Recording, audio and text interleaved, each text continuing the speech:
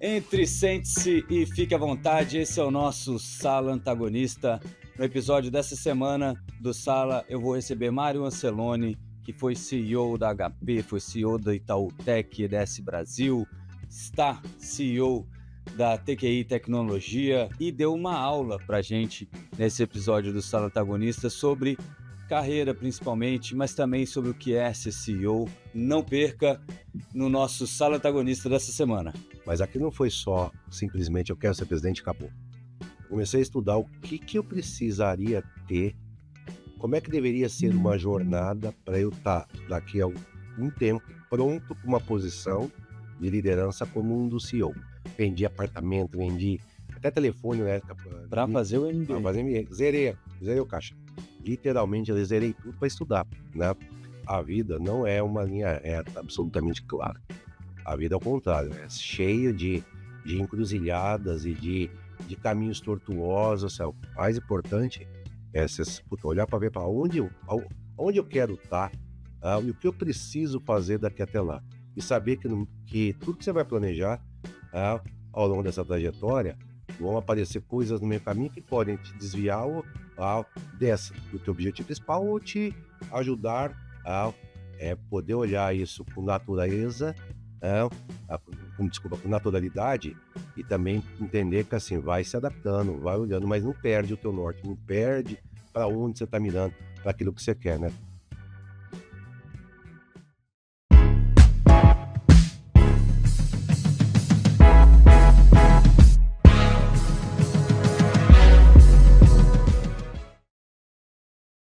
Olá, seja bem-vindo ao nosso Sala Antagonista. Nesse episódio eu vou falar com Mário Anceloni, que já foi presidente da HP, foi presidente da Itautec, presidente da EDS Brasil, é o atual presidente da TQI Tecnologia, tem passagens aí não só por grandes empresas, mas também por grandes universidades, uma pessoa, um engenheiro mecânico, vai contar essa história toda para a gente aqui, mas é sempre muito ligado à tecnologia e que de uns anos para cá também começou a se embrenhar aí um pouco em governança corporativa, em função dessas consultorias aí, montando conselhos administrativos. Vai falar também um pouquinho sobre isso com a gente. Então, sente-se, fique à vontade, que esse é o nosso Sala Antagonista.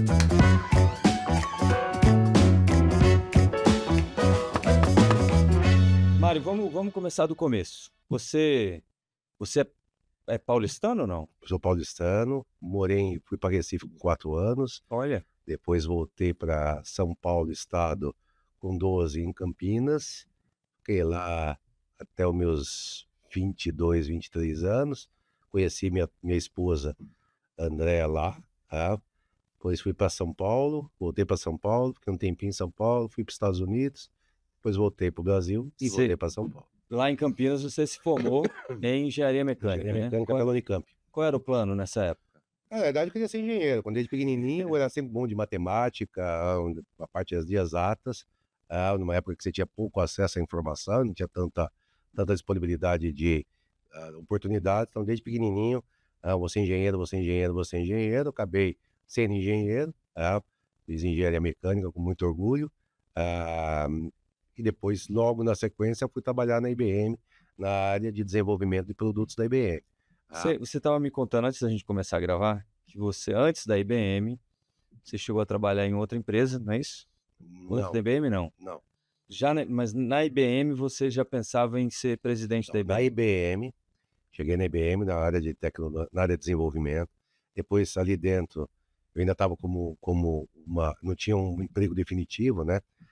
Então eu estava como contratado. Aí apareceu uma oportunidade para ser contratado na área de compras, compras técnicas, e aí eu aceitei. Na época o pessoal falou, aceita a posição porque depois é mais fácil de remanejar. E comecei a olhar para aquilo tudo, empresa grande, e eu falei, acho que eu tinha uns 23 anos, nem isso, 22 anos para 23, eu falei, nossa, um dia eu vou ser presidente da IBM. Isso é aquela confiança da juventude, né? Total confiança da juventude, mas eu botei na cabeça que eu ia ser presidente da IBM e que queria ser presidente até os 40 anos de idade. Não deu certo com a IBM, deu certo com a HP depois, alguns anos depois. Mas aí você saiu da IBM, você foi estudar nos Estados Unidos? Não, eu saí da IBM porque chegou um dia que eu botei minha pasta em cima da mesa e falei, Mário, se você continuar aqui na IBM, aqui na fábrica, você nunca vai conseguir ser presidente da IBM. Aqui você não vai ser. Porque a sede do Brasil estava aqui na Tutóia, a área comercial. Eu já estava me envolvendo com a parte comercial, uma época que a IBM tinha um... A IBM estava meio mal das pernas, ela lançou uma iniciativa de você vender serviços internos. Então, lá dentro de compras, a gente estava vendendo serviço e vendendo muita coisa. Então, assim, a gente no final do dia estava fazendo meio que um papel completamente de compras e ao mesmo tempo vendendo. Vendendo serviço de outsourcing, de procurement, uma série de coisas. E eu comecei a ver naquilo, e aí me aproximei com o time comercial da IBM, que ficava muito aqui em São Paulo, eu lá em Hortolândia, e eu comecei a olhar para aquilo, e vim para cá, para Tutóia, olhava aquele negócio todo, falei, cara, eu tô no lugar errado. Eu falei, eu tenho potencial, sei. Na época, eu comecei a fazer uma pós-graduação aqui na GV, chama SIAC, não lembro como é que chamava o título, e eu estava fazendo uma aula de estratégia, e o professor falou assim, mas você tem potencial para MBA. Falei, para o quê? Para MBA. Né? Eu sempre fui muito de estudar a vida inteira, sempre fui muito bom aluno. Eu gostei muito, até hoje, tenho muita curiosidade de aprender. Ele falou MBA, fui atrás do que era o MBA. Falei, bom, acho que é essa. Eu já tinha saído da IBM, tinha ido para uma outra empresa, uma chamada Mur Formulários, que até hoje já foi vendida, não existe mais.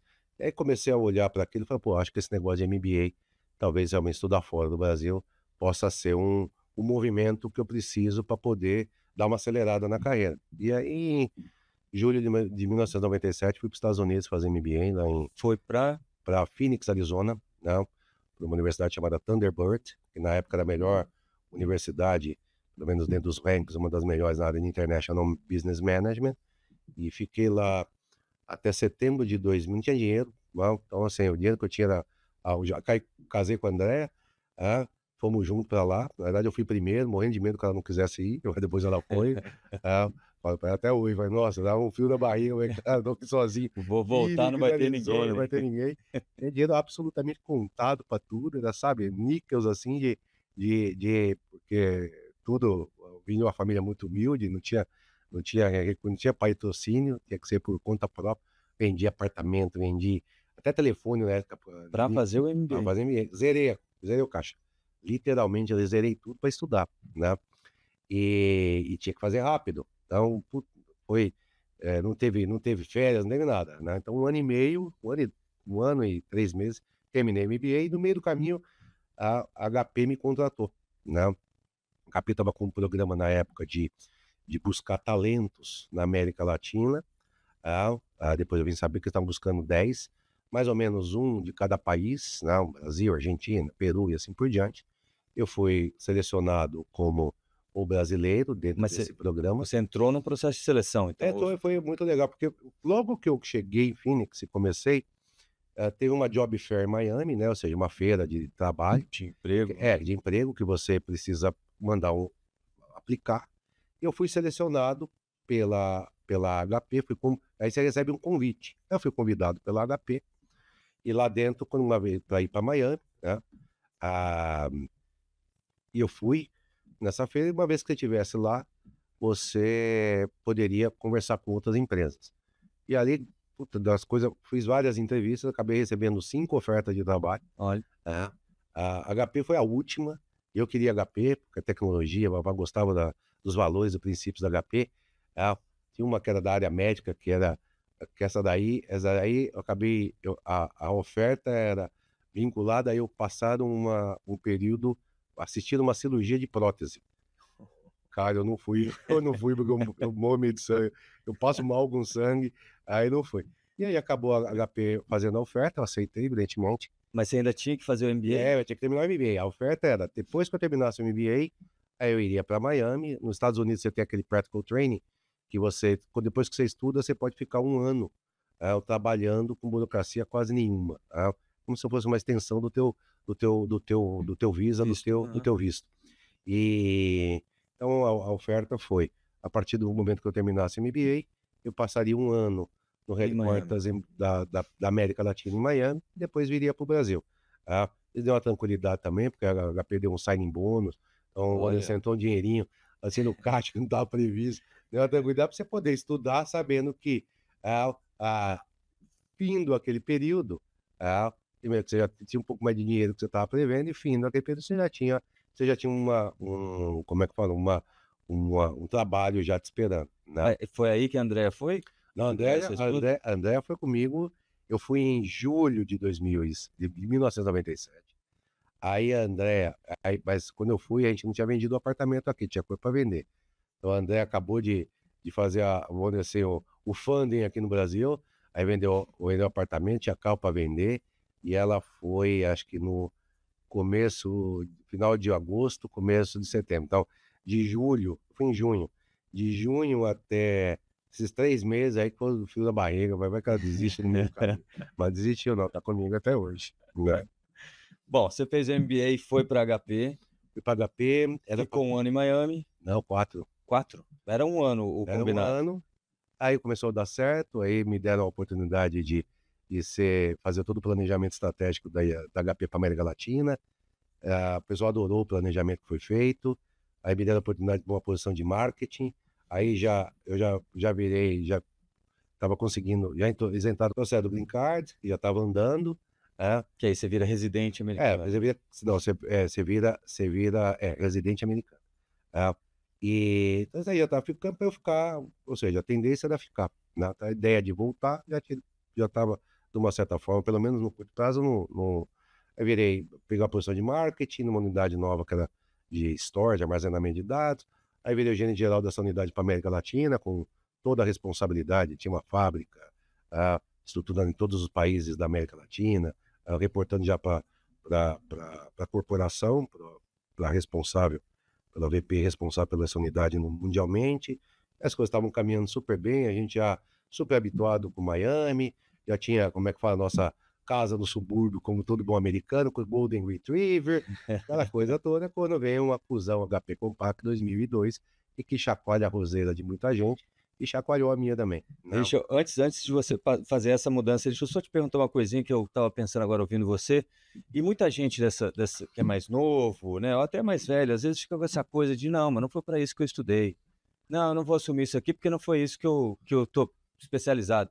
E você passou aí pelo comercial da IBM. Engenheiro. Foi engenheiro mecânico, passou pelo comercial. Pô, para em marketing, que é um negócio que, né, não é exatamente exatas, né? Não tem nada a ver com exatas. Como é que você lidava com isso? Você achava que isso era...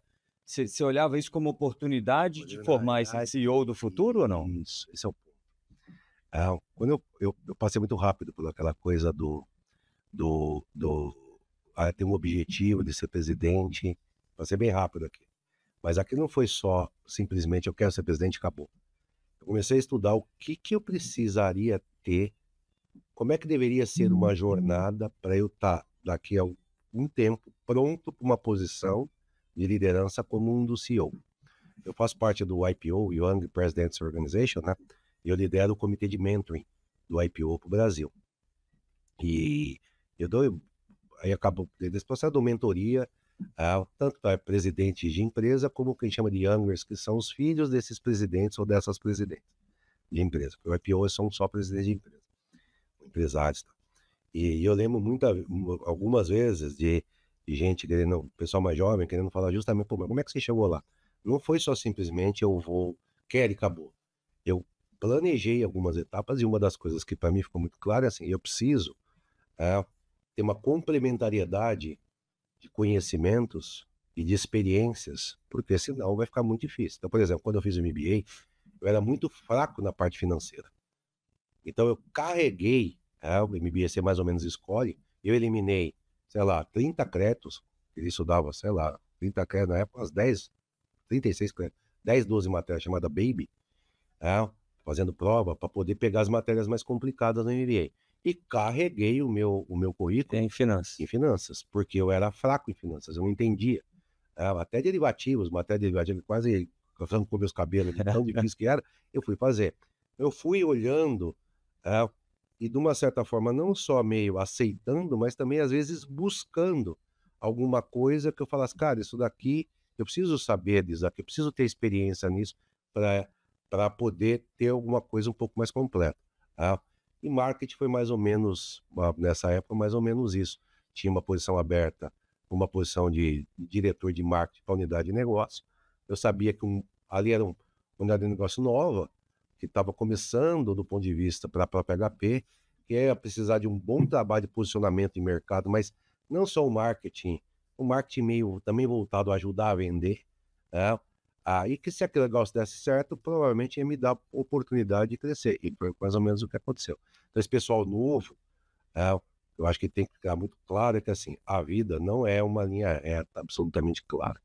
A vida é o contrário, é cheio de encruzilhadas e de caminhos tortuosos. O mais importante é olhar para ver para onde eu quero estar, e o que eu preciso fazer daqui até lá. E saber que tudo que você vai planejar ao longo dessa trajetória vão aparecer coisas no meio caminho que podem te desviar do teu objetivo principal ou te ajudar a poder olhar isso com natureza, com naturalidade, e também entender que assim, vai se adaptando, vai olhando, mas não perde o teu norte, não perde para onde você está mirando, para aquilo que você quer, né? Tem até uma frase célebre, né, que ele fala assim, mais ou menos assim, né? Se você não sabe para onde você quer ir, qualquer lugar serve, né? Exato, exatamente. Bom, voltando aqui, tirando esse parênteses, muito obrigado. É isso. Tirando esse parênteses, então a HP compra a Compaq. HP compra a Compaq. E você recebe uma nova proposta. O HP se junta com a Compaq, uma fusão, né? E aí, assim, eu estava muito bem, eu era gerente geral da unidade de storage para a América Latina, os meus resultados eram espetaculares, assim, eu era elogiado pela HP, mas eu era o diretor mais novo. E quando você juntou a HP... Você estava com quantos anos? Eu estava, nessa época, foi 2002, eu estava com 35 anos. Resultado espetacular, você pode dizer assim, nossa, só parabéns, tapinha nas costas, bônus, tudo aquilo que você pode imaginar. Andréia feliz, a gente morava onde, assim, em Miami, mais ao norte, no Pembroke Pines, que é perto de Fort Lauderdale, nossa casa, nosso Golden Retriever, pensando em comprar outra casa, aquela coisa toda, bem, assim, vida, ingresso, do ingresso é engraçado, ingresso pro teatro, daqui a um tempo, o negócio tá tudo bem, aparentemente, não, eu ia ficar com a minha posição, a fusão de empresas desse tamanho, é que, de novo, né, as coisas saem meio tortas, depois elas voltam. E eu já estava, quer saber de uma coisa, eu vou ficar aqui na minha... Até temia coisa de presidente, talvez presidente da América Latina, já está pensando em alguma outra coisa. E aí, quando você junta empresas que são quase espelho, não cabe todo mundo, né? Pelo menos no momento V0, você tem que dar um jeito. Aí começou a decidir as posições, o meu chefe na época, não, Mário, fica tranquilo, blá, blá, blá. Na última hora, um cara mais sênior que eu, muda de ideia, e aquela dança de cadeiras que parecia ter acalmado, volta, meu chefe me liga, Mário, oi, adoro ele, olha, eu vou ter que mexer na tua posição. Eu falei, como assim? Não, vou ter que dar a tua posição para um cara da Compaq, porque tinha mais ou menos uma regra ali, né? E eu falei, nossa, eu fiquei bravo, cara, eu fiquei puto da vida, mas fiquei possesso. Eu falei, não, calma, relaxa, as coisas vão dar certo. E nessa eu falei, olha, mas ele falou, mas não quero que você fique aqui na América Latina, não. Queria que você fosse pro Brasil, passasse um ano lá, me ajudasse, nós precisamos fazer um turnaround na HP Brasil. Os resultados da HP Brasil não estão bem, né? A gente precisa começar a fazer, você sabe que as coisas não estão saindo como a gente imaginava, blá, blá, blá. Passa um ano lá com o André, e depois você volta e seu lugar vai estar aqui e tal. E aí, bom, aceitei, tá? Na época eu estava na folha de pagamento dos Estados Unidos, né? Então eu fui expatriado para o Brasil, ganhando em dólar, porque eu estava na folha de lá. Nada mal, né? Nada mal, né? Recebendo aqui apartamento alugado, o dinheiro todo dia, tudo aqueles allowances para você poder comer, papapá. A Andréia, naquele momento, não ficou nada feliz, porque ela estava bem lá em Miami. A gente tem até hoje guardado o ingresso do teatro que nós não fomos. Que vocês tinham ganhado. Tinha comprado. Pô, tem ingresso de teatro. E a gente imaginou que era para ficar um ano. Que ótimo essa história do ingresso. O ingresso existe mesmo? Existe, sincero. Que ótimo. Porque assim não foi tão... Deu uma chacoalhada. Deu uma chacoalhada. Porque eu vou readaptar do Brasil dos Parecia, Estados Unidos para o Brasil foi mais complicado que da que o inverso. mas parecia uma opção ruim de carreira. Naquele exato momento, eu vou dizer pra você, eu estava tão frustrado, tão irritado com tudo, que eu já não estava mais. Eu me sentia. Eu me sentia injustiçado. Exato, é exatamente Porque isso que eu penso. era a performance. E a pessoa que ficou no meu lugar, hoje o Otávio Marques, ele nessa movimentação, ele é super amigo. A gente virou peer, eu assumi a presidência da HP primeiro que ele, depois ele virou presidente da HP México. E hoje ele é o CEO global da NCR. Uma pessoa que eu adoro, super amiga, na mesma faixa etária, extremamente competente. Então, assim, no final você olha para trás e fala, pô, não é que deram a minha posição para alguém com menos competência do que eu. Muito pelo contrário, tanto que ele é o CEO global da NCR. Mas naquele momento foi uma frustração tão grande porque não era, talvez tenha sido a primeira vez ali, ou talvez uma segunda, mas é mais forte que aquela coisa do mundo corporativo, não necessariamente ser o melhor, é, às vezes é suficiente. Ali o fato foi eu ser mais novo.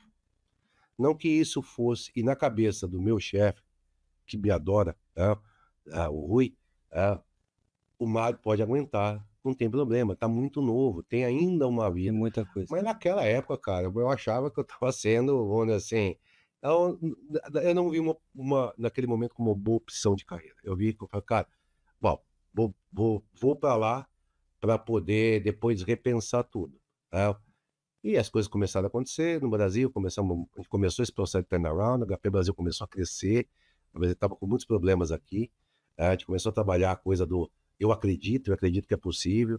Na época a gente ganhou, foi uma virada de chave com um projeto de downsizing de mainframe nos Correios, que eu lembro que o presidente da IBM na época chegou a sair no jornal, falar que eles não iam perder aquele projeto de jeito nenhum. Foi um leilão eletrônico que começou às 8 horas da manhã, terminou às 2 horas da manhã do dia seguinte, ou seja, estamos falando de 12 horas. mais, como é que foi, das 8 às 8, 12 mais 4, 16, 18, quase 20 horas, e a gente ganhou, a HP ganhou. Não. Você veio para assumir que posição? Eu estava numa posição comercial, estava diretor de 2 unidades de negócio, né? Que era a parte de servidores. Mas o que eu vim aqui foi para fazer a turnaround. Então, eu tinha comunicação direta com o pessoal da América Latina, com o presidente da América Latina. O presidente da HP Brasil sabia. Tinha vindo aqui para ajudar, porque eu tinha já uma boa trajetória de resultado. E o negócio começou a andar, começou a dar resultado. As coisas, o HP começou a crescer, Eu lembro que na época, time local, uma das coisas, tinha um pouco, muito respeito pelos competidores, mas a IBM causava um pouco até de medo. Então, o principal trabalho foi mostrar que era possível ganhar da IBM, e esse deal especificamente, esse projeto com o Correio, mostrou isso, que era possível. Aquilo lá deu uma mudada de chave na cabeça de todo mundo, é possível, é possível. A gente começou a crescer.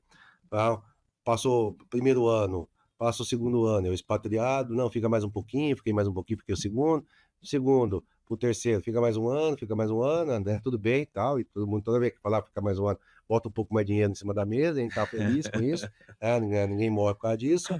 Final do terceiro ano, né, isso daí já 2005, 2005, final de 2005 para 2006, né, HP tem o ano fiscal começando em novembro, termina o ano fiscal de 2005, e 2003, 2004, 2005, e aí o Rui, ainda presidente da HP da América Latina, vem para cá para o Brasil para conversar, leva eu e André para jantar, mas quer que você fique, vocês fiquem aqui, e se você ficar, você vai ter a chance de assumir a presidência da HP.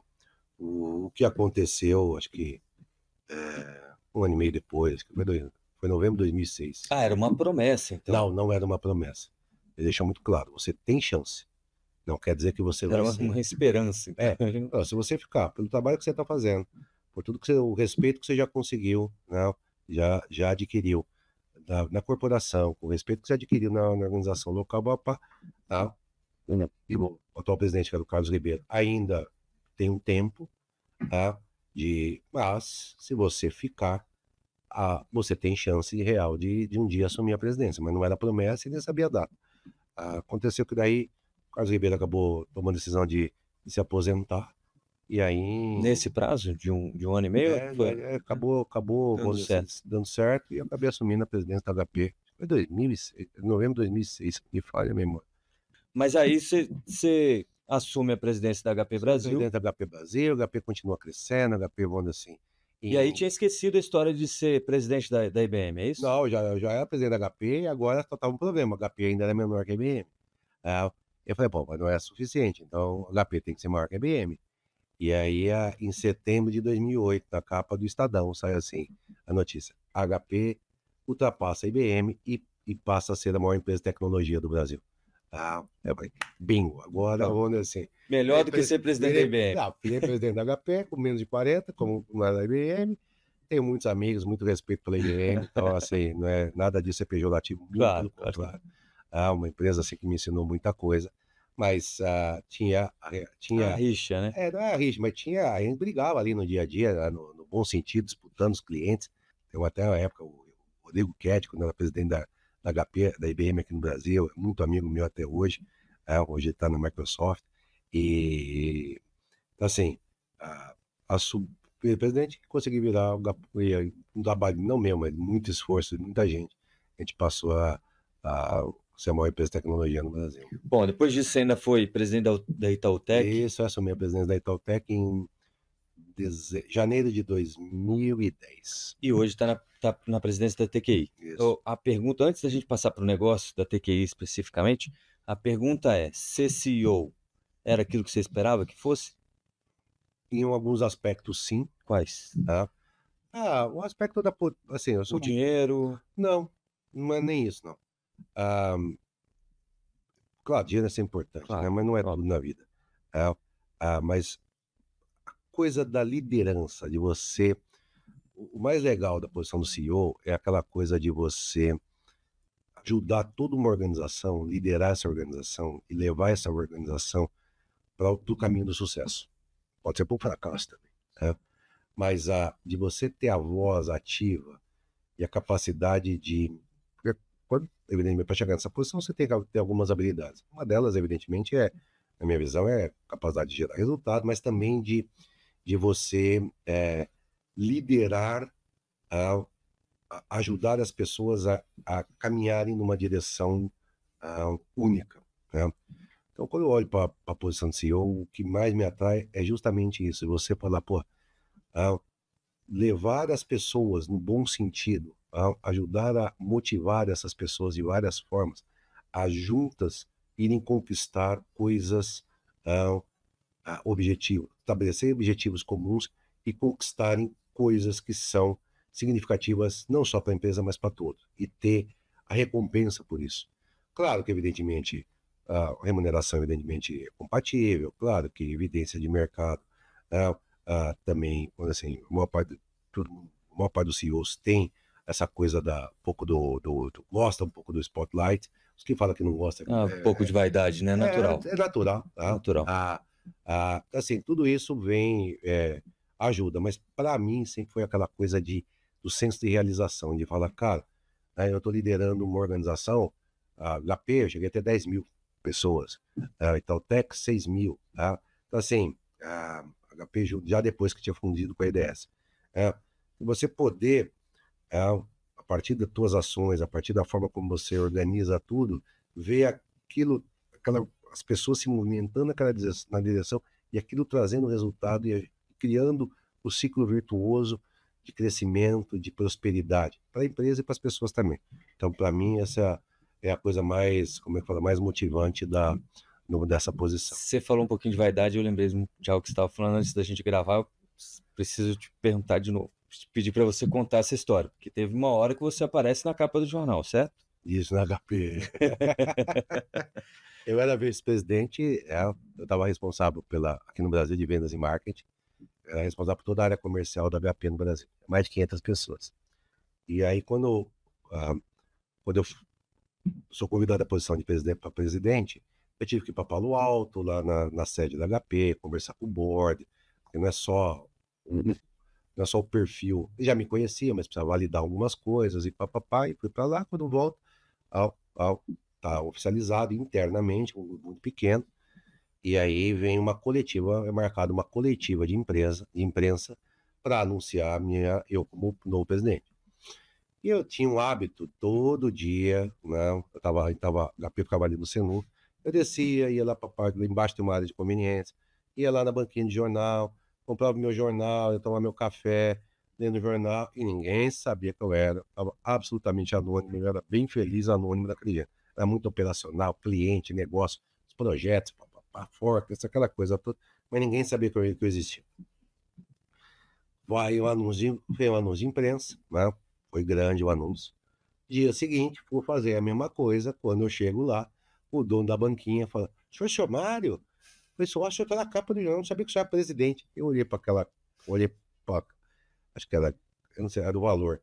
Olhei para eu na capa do jornal pela primeira vez na minha vida. Eu falei: caraca, o que eu fiz? Porque eu estava anônimo, ninguém sabia que eu existia. E daquele momento em diante, foi que caiu a ficha que aquele anonimato estava perdido. E que eu ia estar começando a aparecer em imprensa de uma forma que eu nunca tinha imaginado na vida. E eu confesso que eu dei uma balançada nas pernas. Falei: ai, meu pai, nossa, o que eu fiz com minha, vamos dizer. É bom, mas dá medo, é isso? Na verdade, eu não estava, eu estava gostando da ideia de ser presidente, não por causa disso, mas, de novo, pela possibilidade de dar continuidade para um trabalho, mas agora de uma forma mais ampla.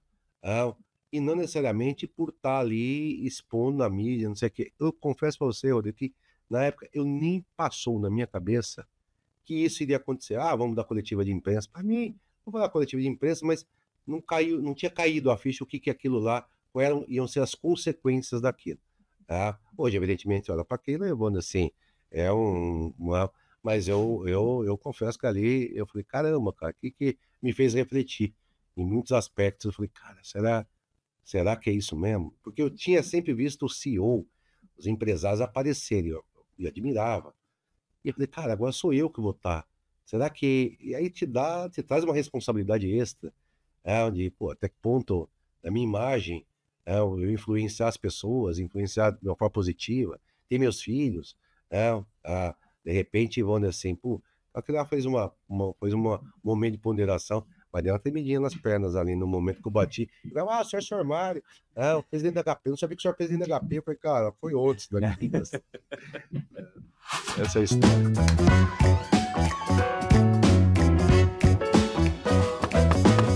Vamos falar um pouquinho sobre o negócio que você está à frente hoje. Isso, TQI. Né? TQI. Que faz TQI Tecnologia. São soluções, plataformas de software para fazer a transformação digital de empresas. Não são plataformas, a TQI é uma empresa de serviços. Ela não tem um produto. O que ela tem é uma capacidade técnica instalada através de mais de 600 engenheiros e desenvolvedores, que é realmente acima, completamente fora da curva. Eu já tive empresas que tinham capacidades similares, mas o grupo que a gente tem na TQI é um grupo realmente de uma qualidade bem acima da média. O que a gente ajuda? Nosso trabalho é justamente, por exemplo, vou pegar a jornada de transformação digital. Quando a gente fala de transformação digital, de uma maneira geral, o que você está imaginando? Muita gente olha isso como: não, eu tenho que desenvolver um aplicativo, uma interface. Transformação digital não é isso. Transformação digital é você pegar processos que eram analógicos e transformar isso para processos digitais, aonde você, evidentemente, vai criar muitas vezes uma interface diferente com o teu usuário ou o teu cliente, mas você precisa trabalhar a partir daí toda a mudança nos teus processos internos, às vezes até na cultura da própria empresa, a integração disso com os teus diversos sistemas e plataformas que já existem, alguns deles até já mais antigos, chamados de legado, ou seja, que foram desenvolvidos em linguagem que já está meio ultrapassada, e fazer isso de uma forma aonde você consiga ter segurança, porque no final do dia são os teus dados, não só os teus, dos teus clientes, que você tenha isso, agilidade, velocidade, que você tenha isso, como é que fala? A capacidade de poder usar esses dados de outras formas, que você tenha isso gerando resultado de negócio que te motivou a fazer uma movimentação que tem impacto significativo na empresa como um todo. Até que ajuda justamente a trabalhar esse ecossistema todo. Então a gente ajuda desde de trabalhar o desenvolvimento ali da plataforma, do link da interface, como o desenvolvimento de todo, como é que fala, a conexão com o legado, a modernização do legado, em diversos tipos de soluções. Vamos viabilizar agora, por exemplo, que eu quero fazer todo o processo de pagamento via Pix. Pix é um processo de pagamento completamente digital, aonde você precisa integrar isso, ter a segurança de como é que de que aquela transferência realmente está acontecendo, que aquilo tem a aprovação necessária. Então, assim, que antes não falava, substituir o teu cartão de crédito, ou mais antigo, o dinheiro. Então, são evoluções dentro desses ecossistemas de um movimento que se usa a palavra transformação digital, mas que existe há muito tempo, onde a TQI trabalha justamente para poder adequar sistemas, plataformas, processos, às vezes até cultura, para viabilizar essa evolução tecnológica do cliente à luz de uma estratégia de negócio. Então, a gente vem desenvolvendo. Então, a gente não tem um produto próprio, que a gente tenha muito conhecimento acumulado, através, evidentemente, de metodologias, Squad ágeis e assim por diante, para poder viabilizar isso de uma forma, não só do ponto de vista eficiente, mas, acima de tudo, eficiente com budget, essa coisa toda, mas que realmente traga para o cliente o que ele espera de retorno do ponto de vista da estratégia de negócio que ele ou ela estão implementando. E a gente tem feito para grandes empresas do setor financeiro, que é onde a gente mais atua, mas também telecomunicações, aviação, setores bons assim, até como é que fala, de varejo e alguns outros, mas principalmente telecomunicações hoje e financeira, onde mais atua. Mas também você chegou nessa posição de presidente da TQI, não estava no plano exatamente, tá? Não estava. Antes você tinha fundado uma empresa em business. Eu saí da Itautec. Itautec, fui presidente e CEO da Itautec por 3 anos e meio, empresa de capital aberto. Né? Na época a Itautec faturava, acho que eram, eu não lembro mais, 2 ou 3 bilhões de reais, não sei, tinha 6 mil funcionários, uma empresa grande, né? Bem complexa. Mas aí quando eu saí, eu tomei a decisão de montar minha própria empresa. Uma empresa chama In Business, é uma empresa que no momento V0 era uma empresa de consultoria em vários setores, né? Governança um deles, fusões e aquisições era outro, tinha algumas outras coisas, eficiência da cadeia de vendas, uma série de coisas.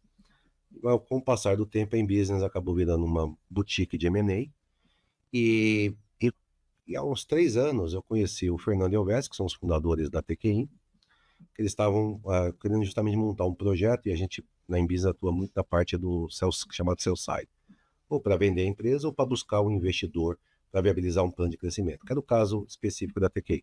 Eu conversei com o Fernando e o Elvésio, eles estavam buscando como é que eu consigo de repente trazer um investidor para viabilizar um plano de crescimento, expansão mais agressiva e assim por diante. E quando a gente trabalha os projetos que a gente trabalha, a gente olha muito para essa primeira fase do M&A, que é justamente ajudar a preparar a empresa de uma forma positiva para que ela possa aumentar a atratividade e, consequentemente, às vezes até o valor percebido da empresa no mercado. E aí olha para a parte de gestão, para a parte de controles, as partes das relações trabalhistas, fiscais e também para a parte de governança. E quando fala de atrair investidor, a gente sempre recomenda de montar um conselho, né? Seria bom você ter um conselho, pessoas que possam de uma certa forma, assim como seria bom você ter auditoria, balanço auditado, essa coisa, várias recomendações. E nessa, Fernando Alves fala, puta, mas adorei a ideia do conselho, você não quer montar um para mim? E aí eu já montei acho que uns 7 ou 8 conselhos, mais ou menos parecido com isso. Eu montei o conselho da TQI, onde eu estava como presidente, trouxe meus bons amigos, mas eu sempre desenho um perfil, né? Puta, que perfil que a gente quer, para em geral, ex-executivos, ou ex-presidente de empresa, ou ex-CIO, CFO, CTOs, esse tipo de gente, de posição. Eu trouxe o Dorival Dourado, trouxe o João Bezerra, a gente montou um conselho, começou a trabalhar no conselho num plano de expansão, num plano de crescimento. Isso foi se materializando, e no final do ano passado, o Elvésio Fernando veio conversar comigo. Que você, nessa época, você estava Eu como estava presidente do conselho. presidente do conselho, Isso, certo? Ele falou, Mário, mas tudo legal isso aqui, tudo muito lindo, a gente quer fazer tudo isso, a gente está empolgado com o projeto, eles são mesmo, pessoas super do bem, pessoas super corretas, né? Tá até te falando, depois de uma certa fase, uma das coisas boas que você de olhar e falar, pô, das coisas deram certo, é que você se dá o luxo de poder só trabalhar com gente do bem, que você gosta, é o caso deles. E fala, mas não é o nosso perfil.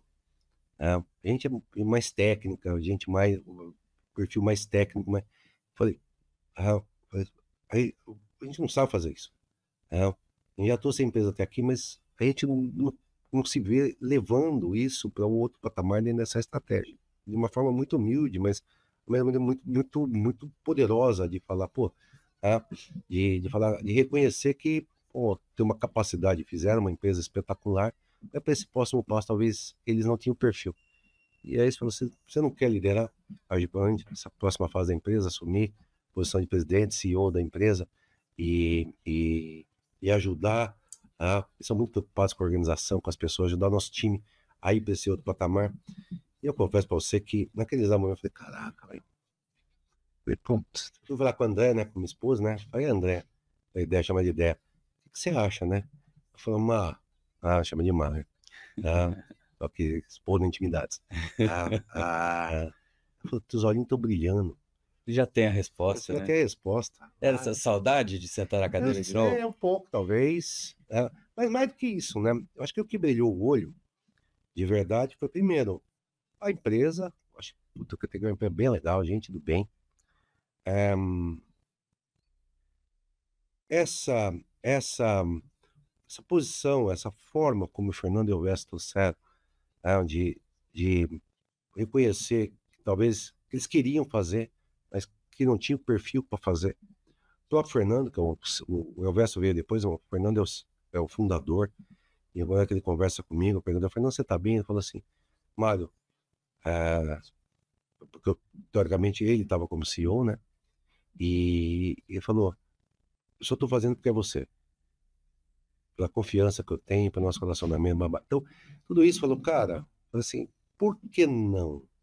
10 anos, sei lá, depois, não foi a saudade da posição, mas poder olhar para aquilo e falar, eu acho que eu posso contribuir, eu acho que eu posso realmente ajudar, usar a experiência que eu tenho, a maturidade, com pessoas do bem, uma empresa espetacular, numa posição invertida, não, porque no passado eu sempre fui o mais novo, e alguém me dava coaching, alguém me dava mentoria, e agora eu tenho um time que acabou de ser montado, todos mais novos do que eu, então eu que dou essa mentoria, eu que dou esse coach, ajudar nesse desenvolvimento. Eu tenho orgulho de ter 15 ex-executivos ou executivas minhas que viraram presidente de empresa, né? Então, assim, é um negócio bem legal. Tenho muito orgulho disso.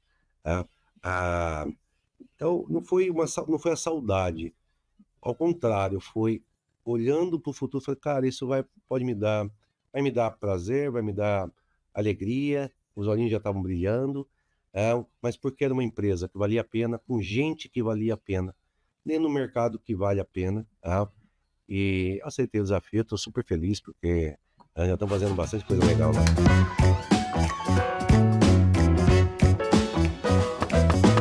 Qual é a ideia para TQI? Crescer, expandir, né? Tanto orgânica como inorganicamente. A gente acabou de abrir uma filial nos Estados Unidos, né? Já estamos com negócio lá nos Estados Unidos. Eventualmente, ajustar um pouco o nosso posicionamento, a gente vai cada vez mais focado para o setor financeiro, para o ecossistema financeiro, mas não necessariamente só fazendo isso.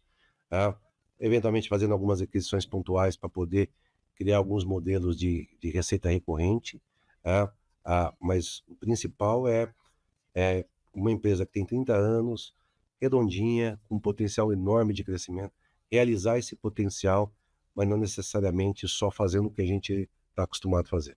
A gente quer ser um parceiro realmente cada vez mais estratégico dentro desse ecossistema, levando não só os serviços, mas também algumas soluções, alguns produtos que eventualmente ou a gente venha desenvolver ou a gente venha adquirir no mercado, né? você não tem um mandato, né? Agora você tem um plano, Sim. que eu imagino que você tenha algumas metas que Sim. estão traçadas. Pode abrir alguma coisa para a gente? Pode falar Não, a alguma gente coisa? quer dobrar de tamanho nos próximos. Vocês estão com que tamanho hoje? Aí não, isso eu não posso te falar. Tudo bem. Mas assim, a gente quer dobrar de tamanho. A gente cresceu 5 vezes, triplicou de tamanho nos últimos 5 anos. A gente quer dobrar de tamanho nos próximos 3 a 4. E quando a gente está falando de tamanho, é faturamento, né? Faturamento, não Sim. necessariamente de quantidade de gente. Sim. Hoje a gente está com 700 pessoas, não quer dizer que a gente vai só simplesmente crescer só na base das pessoas. Então, e passa por aí também algumas eventuais aquisições ao longo do processo. Já tem algumas empresas que vocês estão olhando? Já. E aquela história de trazer um investidor ou... Isso daí ficou, na realidade, isso existe, não necessariamente vai acontecer no curtíssimo prazo. A gente tem condições de fazer esse crescimento todo. O custo de capital no Brasil está muito alto, tá? Então qualquer movimento nessa natureza, de uma certa forma, acaba tendo que sair mais caro do que talvez fosse no passado. Então a gente segura, tem condições de fazer isso com caixa própria, sem necessariamente fazer essas movimentações trazendo um investidor. Então, nesse exato momento, a gente está deixando um pouquinho o investidor para o segundo plano, quer dizer que é também de longo prazo, a gente não está ativamente buscando esse investidor no mercado. Quem está buscando no mercado nesse exato momento são potenciais empresas para compor esse portfólio que a gente está falando de aquisições, mas aí com capital próprio ou com alguma emissão de dívida, alguma coisa assim. O investidor vai esperar um pouquinho para poder investidor, porque tá caro trazer investidor. Na verdade é essa. O custo de capital no Brasil está muito alto, né? Então está um momento assim dos mais favoráveis nesse sentido. E a ideia realmente a TQI é uma empresa que está muito concentrada ainda em alguns eixos, São Paulo principalmente, Uberlândia. Então a gente quer fortalecer a posição em alguns centros regionais mais tradicionais, mas também quer fazer um processo de expansão para outras regiões do Brasil. São Paulo até é um lugar meio óbvio, assim, mas Uberlândia... Uberlândia nasceu lá, né? É porque nasceu lá mesmo, né? Nasceu lá. E a ideia é assim, vocês têm centenas ou 700 pessoas. 700 pessoas para amar em mais de 150 cidades. Essa era a pergunta que eu ia fazer. É esse estilo de empresa de tecnologia, pessoal de home office, não tem, quase que você não tem opção. Por quê? Porque no final do dia, assim, claro, tem muita empresa tentando fazer voltar a coisa do presencial. Tá difícil, hein? Então, assim, tudo na vida tem prós e contras. Então, hoje, a gente consegue buscar gente extremamente competente, talentos, em qualquer lugar do planeta. Para focar no Brasil, mas podia estar buscando fora do Brasil, né? E a gente é uma empresa de capital intelectual intenso e de gente boa, tá? Tanto que a maior parte das pessoas dentro da empresa tem níveis do ponto de vista técnico, encarreiramento nos topos da pirâmide, né? O que a gente tem tido, que a gente busca ao mesmo tempo, é como é que manter a conexão dessa pessoa com a empresa, porque tem esparramado pelo Brasil todo, então acaba de uma certa forma correndo o risco de você perder a conexão da pessoa com a empresa, tá? Que muitas vezes o lugar físico te facilita, porque fisicamente você vai lá, encontra as pessoas e você cria laços mais fortes, né? Mas a verdade é que as pessoas se acostumaram com um modelo, pelo menos híbrido, de passar um tempo trabalhando a partir de casa, e muita gente não quer. Muita gente não quer. Ainda está tendo alguns casos que os nossos clientes estão meio que exigindo que a gente consiga. Tem gente que não quer. Tem gente que quer continuar trabalhando, vamos dizer assim, de uma forma remota, porque se sente mais produtivo ou mais produtiva. Tem gente, ao contrário, falando, eu quero, vamos dizer assim, ser o físico. Então, eu acho que de agora em diante vai ser cada vez mais complicado você encontrar uma forma de equilibrar as necessidades da empresa com as perspectivas do próprio. Acho que aí é a questão muito de ter a flexibilidade de poder falar assim, cara, tudo bem, tem posições que... Então, tem gente que gosta de desenvolver de sentar para desenvolver na madrugada, eu vou fazer. Aí é você ter a maturidade também de falar, cara, aquela pessoa é boa trabalhando das 9 da noite às 5 da manhã. E deixa o cara produzir daquele jeito, porque o cara, como é que fala? A pessoa é mais noturna, é uma pessoa mais morcego do que coruja, deixa lá. Eu sou assim também, eu vou trabalhar de madrugada. Tem gente que não, quer trabalhar com o sol nascendo, já tá lá, vamos dizer assim, o galo cantou, tô pulando na cara. Então, criar um ambiente de físico que propicie, ou que, então, assim, a gente tem tido uma experiência muito salutar com esse modelo híbrido, não forçando ninguém a nada, tentando ajustar a empresa para que ela se adeque nos seus processos às necessidades. Algumas posições precisam, mas vai ser, na nossa visão, que a empresa cresce, já estamos internacionalizando, cada vez mais um desafio de você manter equilibrado essas relações, porque, ao mesmo tempo, como eu falei, a pessoa fica muito tempo no home office, e ela vai perder a conexão com a empresa. Então, nosso time de RH está toda hora trabalhando como é que mantém essa conexão viva, como é que mantém isso daqui, como é que os valores e princípios se perpetuam através da telinha, mas eu acho que esse vai ser o modelo cada vez mais, como é que fala? Cada vez mais aquilo que no passado foi uma necessidade para a pandemia, eu acho que hoje em dia vai ser muito difícil você ter um modelo como era no passado e ao contrário, ver coisas positivas nesse rebalanceamento. Então, eu tenho falado com algumas pessoas aqui que dizem o seguinte, não, a vantagem disso é que, por exemplo, eu tenho um cara que é muito bom e ele tá no México. Não tem problema, ele não tem que vir morar em Uberlândia, por exemplo, não tem problema nenhum. Ele trabalha de lá do México, o fuso horário dele, não tem problema. Mas tem uma dificuldade realmente de criar essa cultura. Isso, esse é o grande desafio. Como é que essa pessoa que está sentada no México conecta com a empresa os valores, o princípio? Como é que aquilo, de uma certa forma, fica intrínseco ao dia a dia dessa pessoa? Ao mesmo tempo, tem outros, né? Porque você vê uma nova geração mais imediatista, mais tendenciosa. Pô, no passado, se valorizava quem ficava 10, 20 anos numa empresa. Hoje em dia, a valorização eu já tive em 10 anos 5 empregos, estou adquirindo experiência. Então as coisas estão mudando. Ao mesmo tempo, como é que eu crio para essa pessoa a motivação de continuar? Ou não, eu já sei que essa pessoa vai ficar comigo 2, 3 anos, depois ela vai buscar um novo desafio e eu tenho que retroalimentar. Eu sei que as dinâmicas hoje, do ponto de vista das relações entre empresa e seus colaboradores, elas são muito mais complexas do que eram no passado. E eu só acho que não tem uma solução única e que sirva para todo mundo, um remédio igual para todo mundo. A gente vai ter que olhar grupos e ver esses grupos até individualmente qual a melhor solução para que aquilo seja algo bom para o funcionário, mas algo bom também para a empresa. E que nessa relação traga o valor necessário para ser levado para o cliente no dia a dia. É assim que a gente está olhando. E às vezes é olhar pequenos micro ecossistemas como um ser humano. No nosso caso, nós não temos no México, sentado no México, mas essa pessoa, e como é que cria esse vínculo, como é que cria essa complexidade mútua. Porque tem o outro lado, né? O risco de você esquecer que o ser humano está lá, né? Só fazer a transferência. Só, mas você, puta, tá lá o cara, não dá nem atenção, o cara tá sozinho, ou ela tá sozinha. E então, ele assim, se sentia esquecido e se sentia esquecido. Então, são desafios. Mas a gente tem um time lá de RH muito competente, um time muito, muito, muito maduro em relação a isso. Graças a Deus, por enquanto, está funcionando, mas vai continuar esse desafio. Mas é uma preocupação que eu acho que hoje, que é algo que os CEOs têm que se preocupar mesmo, que não era exatamente uma preocupação no passado. O CEO sempre teve uma preocupação, os bons CEOs sempre tiveram preocupação com o bem-estar da organização.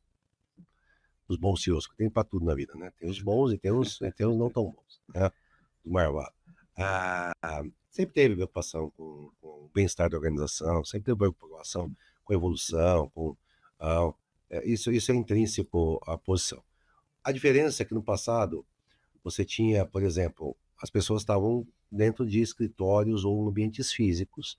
Muitas vezes que você tinha alguém, empresas mais, como é que fala, dispersas do ponto de vista geográfico, tinha alguém que estava olhando a dinâmica, vendo as pessoas, o que estava acontecendo. Então, sempre, mesmo que o CEO não tivesse uma empresa, que nem HP, Itautec, HP, empresa para gente para amar pelo Brasil todo.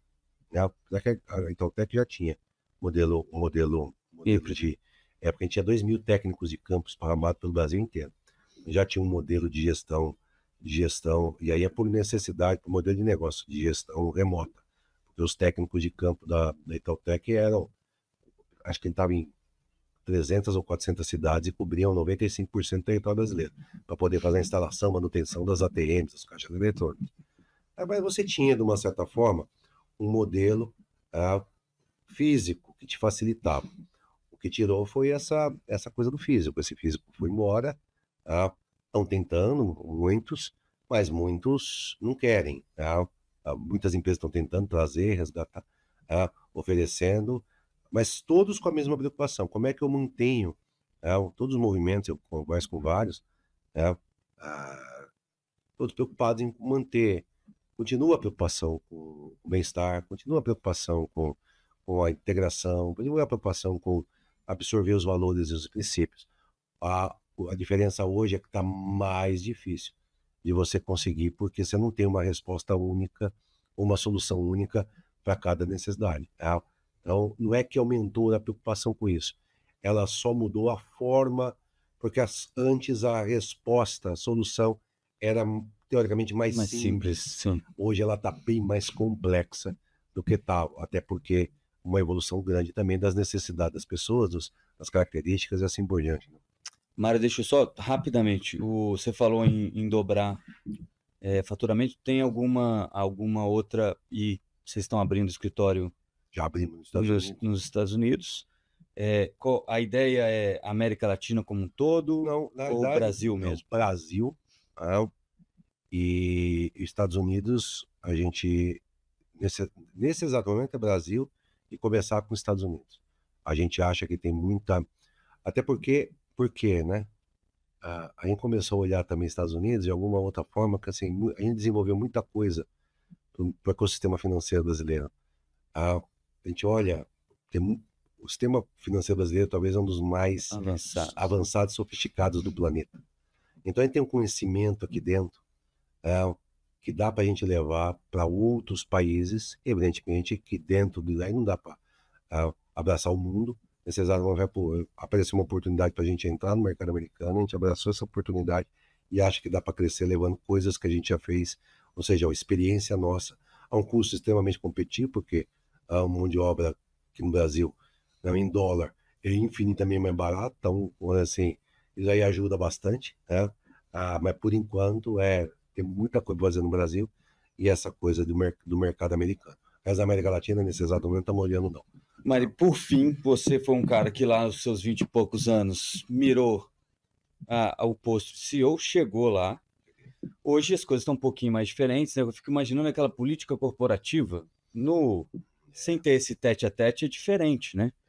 E aí eu vou colocar você aqui só para terminar numa saia justa aqui. Hoje você mudaria alguma coisa na estratégia de quem está com 20 e poucos anos e gostaria de ser CEO de uma empresa?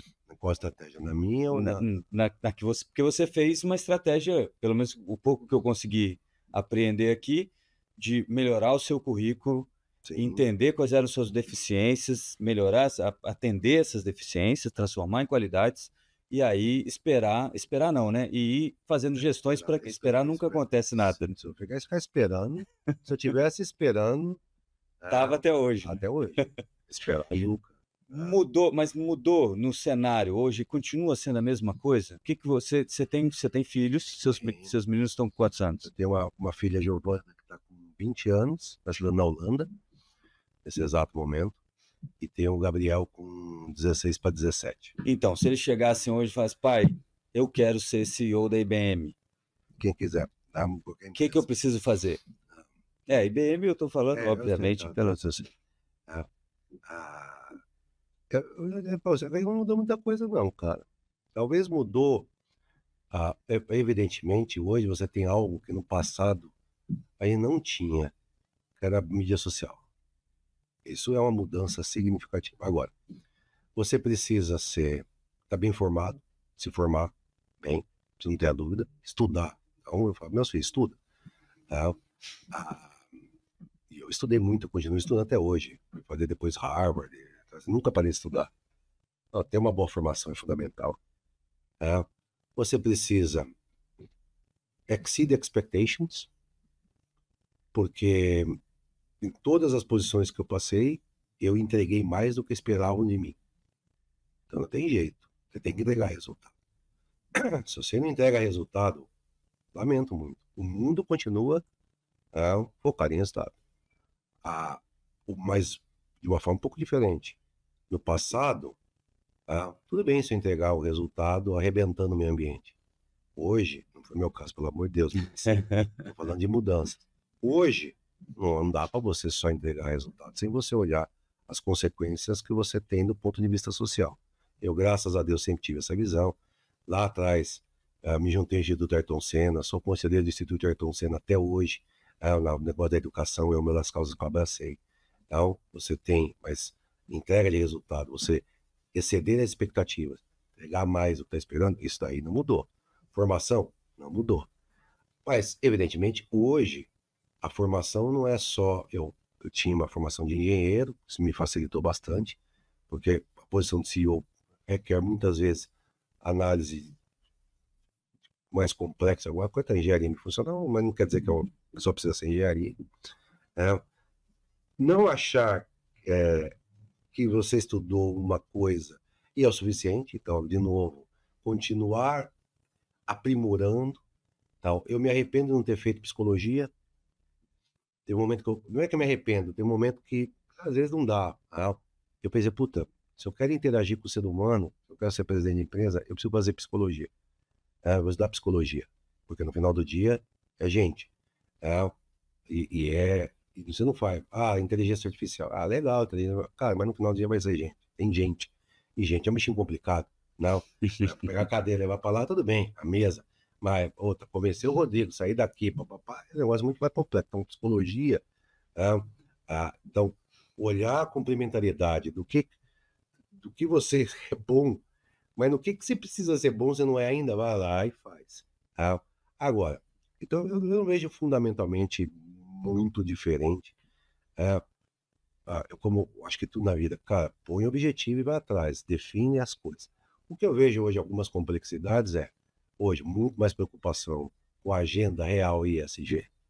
Então, a mídia social, então, qualquer coisinha que você faz hoje, qualquer movimento, você está lá esparramado, exposto, né? Exposto a um movimento em falso, uma palavra que você coloca equivocada dentro de um contexto, pode arrebentar tudo. E aquilo lá, você demora anos para construir a tua reputação, é uma coisa que arrebenta a tua reputação.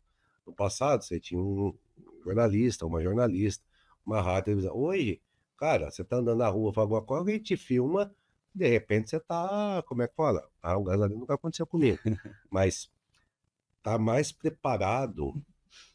Então, para mim, vai requerer cada vez mais do CEO, da CEO, uma preparação em relação a como trabalhar a imagem, a mídia social de uma forma positiva e os cuidados necessários. Então, ter alguém do lado que ajude, eu acho que seria fundamental. Mas, na essência, não mudou muita coisa, não, do ponto de vista de planejamento, do que eu vejo que cara, se você isso realmente quer, entenda o que é essa posição,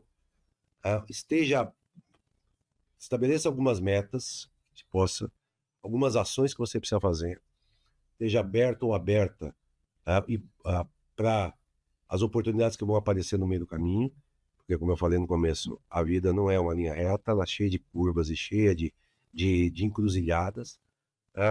Se aconselhe com quem, graças a Deus, eu tive boas pessoas que eu podia, no momento de dúvida, perguntar.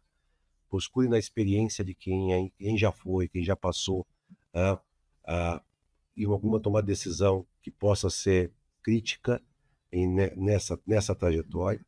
Não tenha medo do novo, porque se você tiver medo do novo, ou de algo, caramba, a posição do CEO é o novo quase todo dia. Então, às vezes, então, talvez você não tenha o perfil, tenha certeza que você tem o perfil, né? Mas não tem o perfil. E go for it, né? Não é fácil, não é simples, né? Não é um negócio trivial.